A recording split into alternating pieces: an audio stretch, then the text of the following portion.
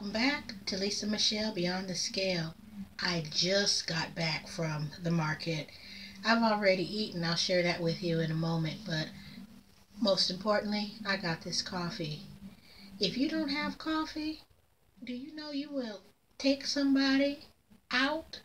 It's real serious. How dare anybody that loves coffee run out of coffee? Makes no sense.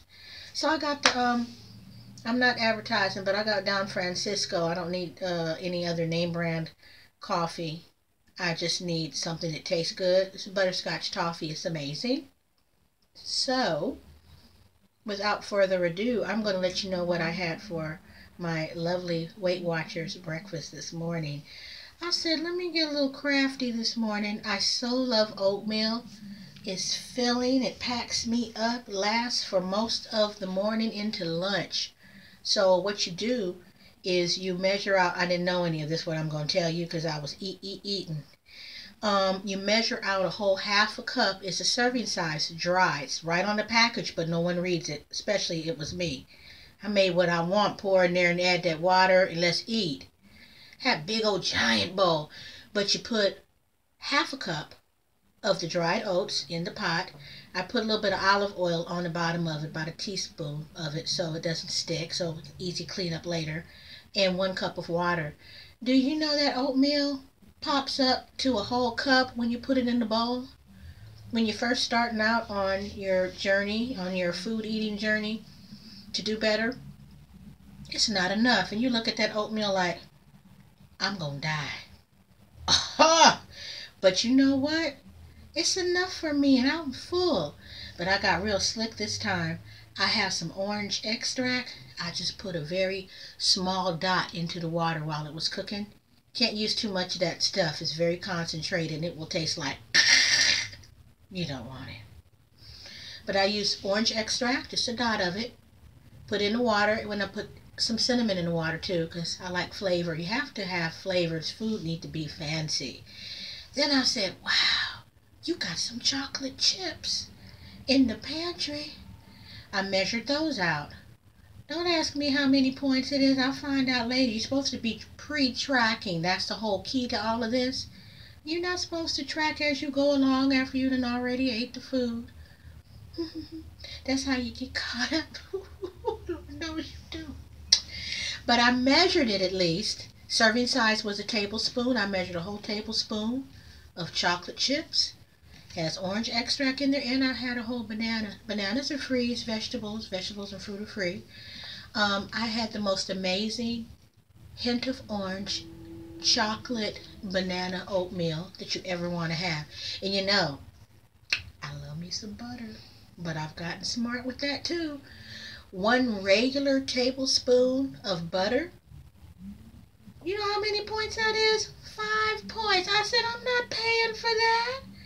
And I was using half a stick of butter at each setting back in the day. And that's how I got up to where I was, lovely and juicy.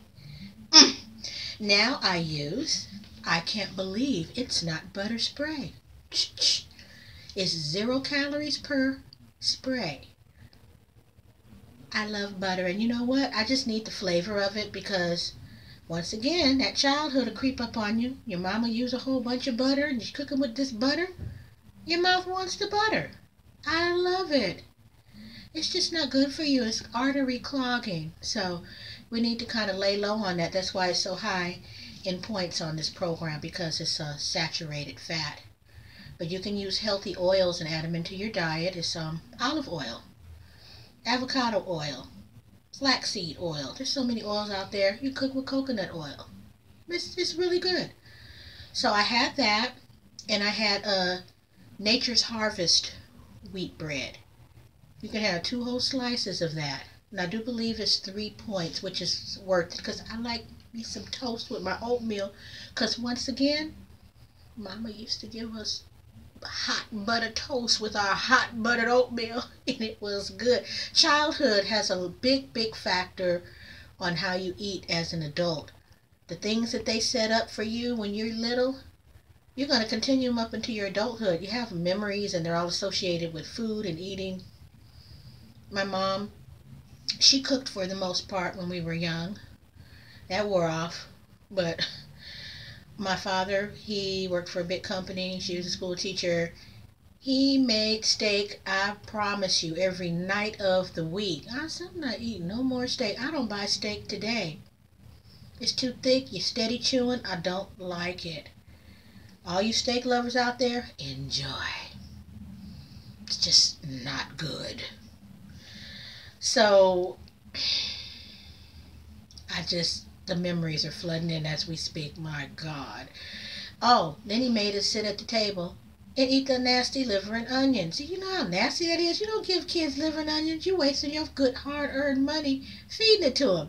Why have them eat something that's nasty? It's just nasty. They went to bed. We knew what time they were going to bed. They were predictable. Like people got a MO, they had one. They took their cell phone to bed. Once they got in the room, they never came back out. We knew that. My brother was slick. And he made sure, yeah, they down. They're not coming back out. We gave that liver and onions to our dog, Honey Bun. Why the dog named Honey Bun? But anywho, and I named it. Go figure. So, Honey Bun was eating liver and onions.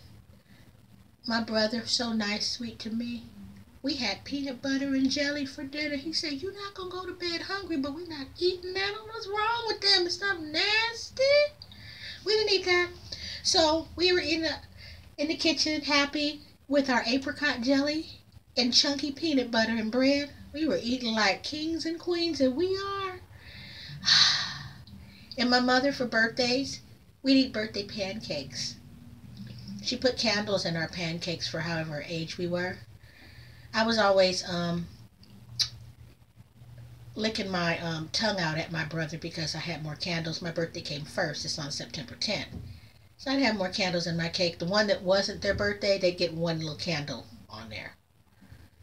And so they get to sing and like, happy birthday to you. And I'm like this in the picture. So why he always get me back, but I couldn't figure out why that was. His birthday was a week after mine, and he licking his tongue out in his picture at me. And I am literally sitting at the table with tears running down my face because I got one candle, and it's not my birthday. I was so pissed. And I know from early childhood, I was always eating that food, wondering what the next meal was going to be. I even had a problem with going to parties. I was a young girl in elementary school, kindergarten, whatever. Get invited to your classmate's party. I remember asking my classmate, one of them, are you all going to have food at that party? She said, yeah, we're going to have hot dogs and stuff. Are you going to have cake? That was my main goal. You all don't know this about me, but I'm in love with cupcakes. I will turn into a cupcake if I turn my head too sharp. You're a cupcake in all your splendor, with sprinkles too, mind you. Buttercream. And then in my adulthood, I'm like, oh, they're having a Super Bowl party? They're going to have food there. I always wanted to be at the Super Bowl party because they had food there, all kind of hors d'oeuvres and stuff. Then when I don't play football because I don't really care about football, when the food would get passed out, I'd be over there at the table, have a big old plate, because everybody's busy with the game. Nobody thinking about that food but me. And I had a good size of it, so I wonder if there was any left for anybody else. I would eat, and it was so good. Then everybody would roar out because their team was winning. Yeah! So I joined up from the table. Yeah! Don't know what they're screaming about. I don't play football. So it's a part of my journey. I'm preoccupied with food. Early on, I was a food addict. 16 years old, made a cake, had a job. Parents were gone. I don't know where they went, didn't care at the time. Made a whole cake, frosted it, ate it within that whole day. And I said, house smell like wonderful cake. They're going to be asking me, oh, can I get a slice of that cake, Lisa? Ain't no cake left. Where is it? I ate it. But I couldn't own up to that. I was 16. So what I did was, I opened up all the windows and the blinds and the patio door. Mom had some air freshener in the bathroom, got that out. Shh, sprayed the house down and put the evidence under some trash out in the trash can. Nobody gonna know there was a cake ever there. And do you know that cake was good? I only did it like maybe 1, 2, 3 more times after that, then I was done. But that's how your problems stem. I had a nice childhood. We were fed. It was good, but I've always been preoccupied with food. I really couldn't tell you. I'll have to do some more soul searching and think about where that came from. But I do have a picture of myself when I was like 10 years old. This is young Lisa. Sorry for the discolorations and blemishes. It's old. I'm 50. I was 10 years old here. Smiling, happy, content, hair not combed, didn't care. Messy hair, don't care.